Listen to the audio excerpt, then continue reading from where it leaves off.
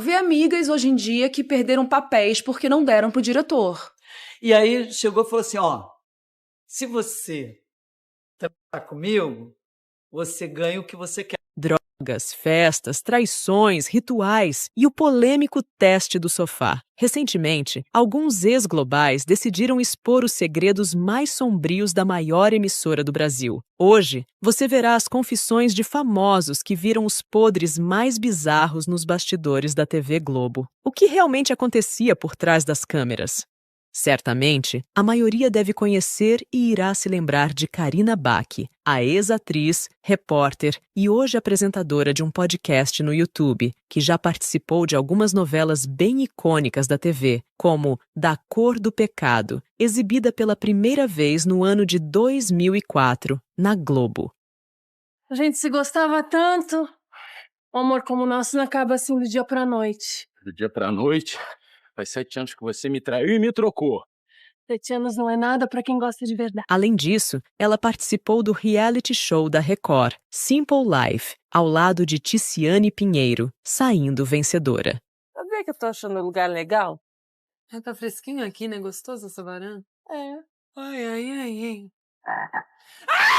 um sapo! Que isso? Ai, um sapo! Então onde? Ali! Alguns desses trabalhos deram notoriedade nacional à artista. No entanto, há muitos anos, ela deixou de ser uma estrela global e, de alguns tempos para cá, quando perguntada sobre seu período na emissora de Roberto Marinho, colocou a boca no trombone e decidiu compartilhar um pouco sobre as suas experiências e visão quanto ao trabalho na casa. Aquilo, assim, me angustiava muito, porque eu não me encaixava. Desde o princípio, eu não me encaixava com esse ambiente, assim, então... As poucas festas que eu fui, me senti um peixe fora d'água, assim, completamente. Infelizmente, segundo a artista, a maioria não foi nada boa. Assim, ela segue expondo situações no mínimo inusitadas e as quais muitos julgam como apenas casos especulativos. Uma das questões abordadas pela atriz em um bate-papo concedido a um podcast no YouTube em março de 2022 é o número de festas que aconteciam constantemente com a presença de diversos artistas e também com todo o casting de uma determinada novela. De diretor, casa assim, sabe? Vai ter festa de tal diretor da novela, vai estar todo mundo. Chegava lá, via essas coisas e falava, mas não é possível. E Carina alegou que nas poucas festas nas quais esteve, não se sentiu nada à vontade, como um verdadeiro peixe fora d'água. Festas essas que normalmente eram dadas por um diretor de alguma produção. Nelas, conforme a ex-atriz relata, rolava de tudo. É o que eu falo, festas realmente, assim, sabe, às vezes a gente procura, deixa eu no banheiro rapidinho, quando vai abrir uma porta errada, dá de cara, sabe, com mesa, com droga na mesa. Um com o outro, com 3, com 4. Inclusive, era comum abrir a porta de um determinado cômodo e encontrar substâncias ilícitas em cima da mesa, para o fácil acesso de qualquer um, bem como se deparar com relações íntimas grupais, as quais a artista descreveu como um com outro, com 3, com 4, se referindo a essa troca de intimidade entre vários dos convidados ao mesmo tempo. Em seu relato, ela atribuiu o comportamento dos colegas, bem como o estilo de vida da maioria, à falta de prazer em atuar. A partir daí, ela se sentiu cada vez mais desconfortável com seus papéis e passou a julgar os personagens, pensando muito na objetificação da mulher, assim como em qual exemplo poderia dar às pessoas ao viver tais personagens com tanta intensidade. Ela também relatou que esse repúdio aos seus personagens, devido à constante sexualização deles, a fez desistir do trabalho e até pedir demissão no meio de uma novela, por perder o interesse em dar continuidade à produção, por não mais conseguir interpretar algo que ia contra aquilo que ela acreditava como pessoa. Assim, questões como essas foram definitivas para que Carina deixasse não somente a emissora como, pouco depois, as novelas para focar em outros projetos. Festinhas regadas a ilícios e trocas sexuais supostamente parecem não ser os únicos excessos que acontecem dentro e fora da emissora envolvendo seus colaboradores, já que casos de assédio, segundo alguns, eram rotineiros na casa. Sininha de Paula talvez não seja o nome mais conhecido entre muitas pessoas, mas ela foi uma das diretoras da Globo. Inclusive, é uma das pioneiras quando falamos de mulheres diretoras. Uma das produções às quais ela dirigiu foi o clássico Sai de Baixo, um show de humor de bastante sucesso durante os anos 90 e início dos anos 2000. Aparecido? Presepada essa? É que eu tava guardando o servicinho pra amanhã. Palhaça! Você está transformando esta casa numa Disneylândia de ácaros. Os ácaros dão as mãozinhas e ficam... Conhecido por todas as gerações. Mas o fato é que a Sininha já contou em mais de uma ocasião os seus traumas relacionados aos casos de avanços inoportunos aos quais ela foi submetida anos atrás, enquanto esteve trabalhando na emissora carioca. Um caso que chama a atenção aconteceu com a própria e ficou bastante conhecido na mídia. Uma investida agressiva e não bem recebida feita por um antigo diretor da Globo, que, segundo Sininha, já faleceu. Na época, ela estava precisando renovar o seu contrato, então teve que ir à sala desse superior com o intuito de realizar a renovação e um pedido de um aumento salarial. No entanto, o responsável supostamente a fez uma proposta extremamente indecente, dizendo que para conseguir ambos os benefícios, ela teria que dormir com ele, pois assim ela alcançaria seus objetivos na emissora. E aí chegou e falou assim, ó, se você trabalhar comigo, você ganha o que você quer ganhar, né? Inconformada com o absurdo até hoje, Sininha contou que imediatamente saiu da sala e foi falar com Boni, um dos figurões da TV na época, o que acabou gerando uma certa confusão na casa. Subi um andar e bati na porta de um homem chamado José Bonifácio de Oliveira Sobrinho. Eu falei assim, lá embaixo, acabaram de dizer para mim que só me dão o dinheiro que eu quero se eu tratar ele. Aí foi um teretetê danado. Mas o mais surpreendente nisso tudo é que nada aconteceu com o diretor acusado de importunação por Sininha. Na verdade, ele continuou exercendo sua função como se nada tivesse acontecido, pois era assim que as coisas funcionavam naquele tempo. E, infelizmente, esse não foi seu único caso. Ela já contou ter sofrido outras tentativas como essa, embora ela tenha conseguido passar por esses lastimáveis ocorridos sem danos físicos, aprendendo a lidar com as situações. Sininha também já deixou claro que o assédio moral é algo que se perpetuou em seu antigo ambiente de trabalho e já era enraizado. Apesar de viver essas situações para lá de desagradáveis, afirmou também ter encontrado bons diretores que não só acreditavam no trabalho das mulheres quanto as protegiam, como é o caso do diretor Daniel Filho e de Roberto Talma. Foi com a ajuda deles que ela conseguiu ter alguma paz de espírito quanto a esta triste realidade feminina, mas relevou que, por vezes, chorou muito devido ao que enfrentou e viu por aí. Ator de sucesso e veterano,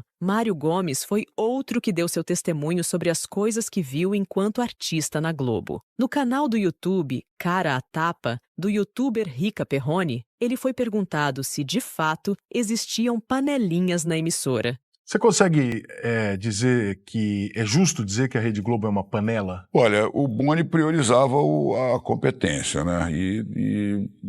O meu problema talvez tenha sido esse, que eu nunca almocei com ninguém. Sobre isso, ele não afirmou nada exatamente, mas disse que diretores como Boni prezavam pela competência do artista. No entanto, revelou que era algo muito comum e visto como normal a troca de casais, por exemplo. Com a mulher do outro, não sei o que. Sabe, eu com a mulher do cara na mesa. Ou mesmo artistas que traíam seus respectivos parceiros com os diretores. O Boni mesmo tem uma história dele com a Ela Magalhães, que ele fez. O Carlos Alberto estava do lado de fora, já morreram os dois, né? Ele estava do lado de fora, ele esperando, que nem eu fiquei esperando 2h30, e o cara estava lá dentro, fazendo a festa. Né? E até com outros artistas nas salas das dependências da emissora. O Marcelo Novaes não ficou com a Letícia Spiller, que era casada com um cara, que acabou casado com a namorada do Marcelo Spiller. Sobre esse tema, ele contou que, inclusive, atores conhecidos, como Letícia Spiller e Marcelo Novaes, quando estavam na novela 4x4 e namoravam outras pessoas, supostamente traíam esses parceiros um com o outro como se fosse algo natural de acontecer. No fim, por alguma razão, seus antigos parceiros até acabaram juntos, e mais tarde, todos foram vistos como dois casais saindo juntos. Além de coisas assim no meio artístico, Mário também contou mais sobre sua perseguição e boicote na emissora. O caso teria se iniciado pela raiva do diretor Daniel Filho, já que, na época, Beth Faria, a então esposa de Filho, teve um caso extraconjugal com Mário enquanto eles gravavam a novela Duas Vidas, em 1976. E quando foi para ir no Fantástico, que era a hora de explodir a música e virar um sucesso, aí o Daniel Filho, e aí suspenderam o clipe, né? Aí eu entrei em pânico, porque suspendiam tudo que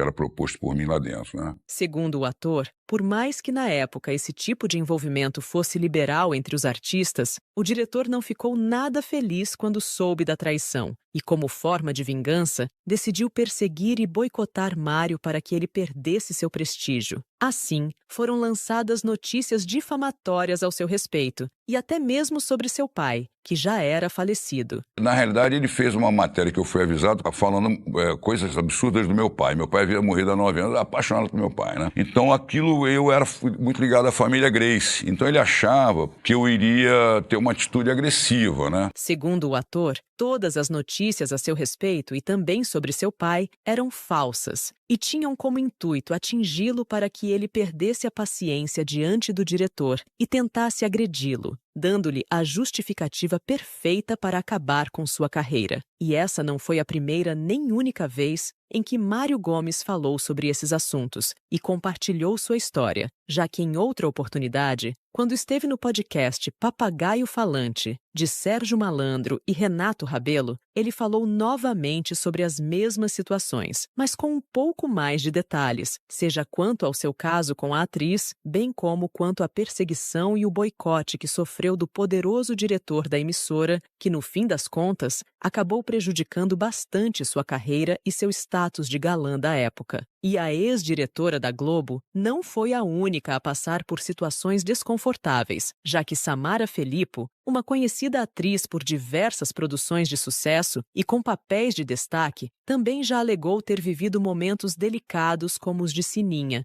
envolvendo importunação. Olá, eu sou a Samara Filippo e eu quero me desfazer dessa herança cultural chamada monogamia.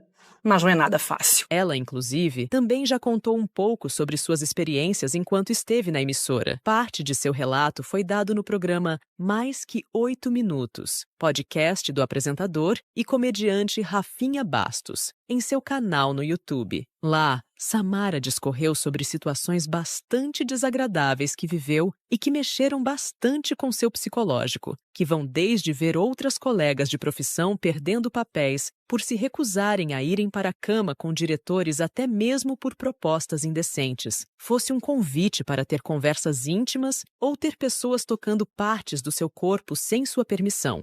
Tipo o quê, amor? Ver amigas hoje em dia que perderam papéis porque não deram pro diretor. Uma mão na sua coxa num jantar, sabe?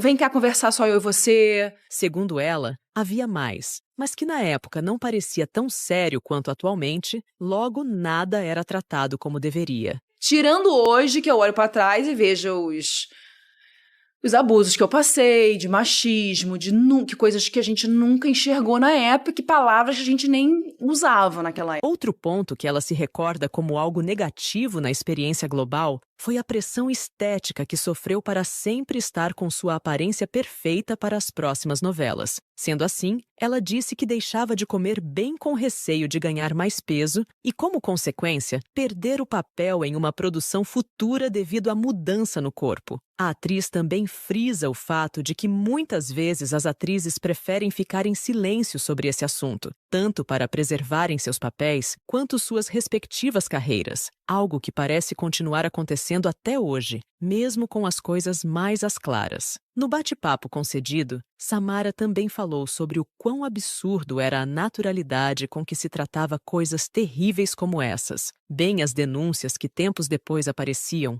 mas que o público até duvidava que de fato fossem reais devido às pessoas envolvidas, que por vezes tinham a simpatia do público por causa do trabalho realizado na TV. Ela também celebrou o fato de hoje não ter mais as amarras de antigamente, quando o assunto era sair da emissora e se ver sem trabalhos, já que agora as possibilidades são inúmeras e, inclusive, ela mesma, enquanto atriz, pode produzir sua própria obra e posteriormente lançar para o público, dizendo o que pensa e fazendo o que sempre quis fazer, mas sem o medo de se ver sem rumo após perder o contrato com uma emissora tradicional, como era o mais comum de acontecer há anos atrás. A ex-atriz Martha Anders também deu um testemunho, mas, ao que parece, em uma igreja. Isso porque a atriz que fez sucesso durante a década de 70 e sua história vão muito mais além dos outros casos. No testemunho em questão, não dá para saber ao certo quando tudo aconteceu, mas pela pouca qualidade em áudio e vídeo do registro, é possível concluir que possivelmente se trate de uma fita gravada na década de 90. Ao discorrer sobre suas experiências, ela trouxe à tona coisas sobrenaturais, como, segundo suas vivências enquanto atriz em novelas, como O Bem-Amado, ela teria visto todo tipo de trabalho espiritual sendo feito na emissora de Roberto Marinho.